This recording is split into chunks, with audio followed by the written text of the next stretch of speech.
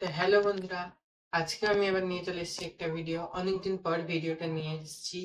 তো আজকে দেখাবো আমি একটা ধূপকাঠির দানি বানিয়েছি মাটি দিয়ে। তো চলো সেটাই তোমাদেরকে দেখাবো। ধূপকাঠির দানিটা এখানে ধূপকাঠি লাগানো হবে, তো তোমাদের সাথে সেটাই শেয়ার করব। ভালো লাগলে অবশ্যই অবশ্যই লাইক কমেন্ট শেয়ার করবেন। তো এবার আপনারা দেখুন,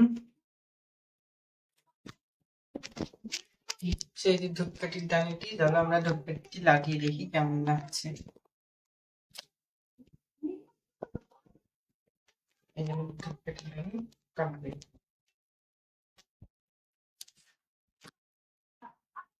তো এই ধূপকাঠির দানিটি বানাতে আমার অনেকক্ষণ টাইম লেগেছে, বানিয়ে শুকিয়ে তারপর রং করেছি। তো ভিডিওটি ভালো লাগলে অবশ্যই অবশ্যই লাইক কমেন্ট শেয়ারটা অবশ্যই করবেন। টাটা।